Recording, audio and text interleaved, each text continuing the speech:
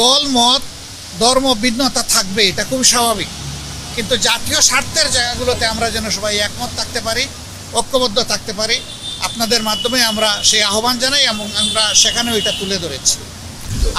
আমরা শুধু ইসকন না, আমরা বলেছি জাতীয় স্বার্থের বিরুদ্ধে যারাই যাবে তাদের ব্যাপারে পদক্ষেপ নিতে হবে।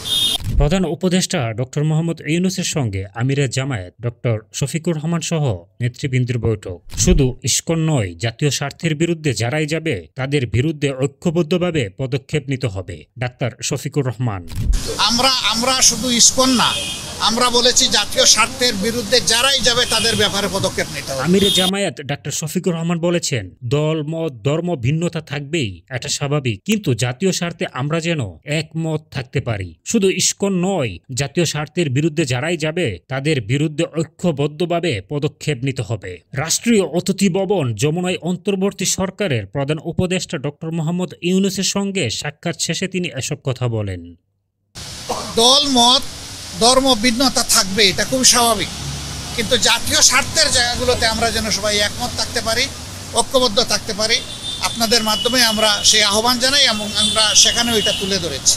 আমিরে জামায়াত আরও বলেন, প্রধান উপদেষ্টার সঙ্গে জাতীয় ইস্যুতে ঐক্যবদ্ধ থাকার বিষয়ে আলোচনা হয়েছে। সম্প্রতি যেসব বিষয় জনমানুষের মনে উদ্বেগ সৃষ্টি করেছে সেসব নিয়ে আলোচনা হয়েছে। কিভাবে ঐক্যবদ্ধ হয়ে সমস্যা সমাধান করা যায় সে বিষয়ে বিস্তর আলোচনা হয়েছে। ডাক্তার শফিকুর রহমান বলেন, দ্রব্যমূল্যের ঊর্ধ্বগতি সহ যেসব বিষয় মানুষকে ক্ষুব্ধ করেছে সেগুলো সমাধানের বিষয়ে আলোচনা হয়েছে, যাতে মানুষের ক্রয় ক্ষমতার মধ্যে থাকে দ্রব্যমূল্য।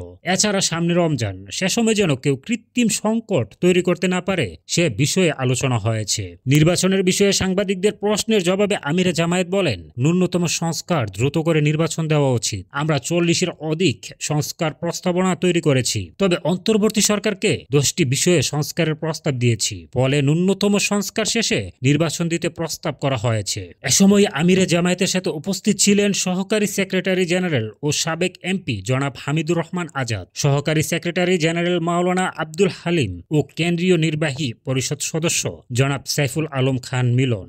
দেশ আমাদের সবার, জাতি ধর্ম দলমত নির্বিশেষে সবাই মিলেমিশে জাতীয় ঐক্য কীভাবে আরও সিমেন্টেড করা যায়, প্রশাসনে আরও কীভাবে গতি আনা যায়, এই সমস্ত বিষয় নিয়ে আলোচনা হয়েছে। পাশাপাশি আলোচনা হয়েছে দ্রব্যমূল্যের যে ঊর্ধ্বগতি, যেটাতে মানুষের কষ্ট হচ্ছে, এইটাকে লাঘব করার জন্য মানুষের সামর্থ্যের ভিতরে দ্রব্যমূল্যকে নামিয়ে আনার জন্য কী পদক্ষেপ নেওয়া যায় সেই সমস্ত বিষয় নিয়ে আলোচনা হয়েছে। আগামীতে রমজান মাস আসছে, এটাকে সামনে রেখে অসাধু ব্যবসায়ীরা যাতে বাজারে কৃত্রিম সংকট সৃষ্টি করতে না পারেন এই সমস্ত বিষয়ে আমরা পরামর্শ করেছি।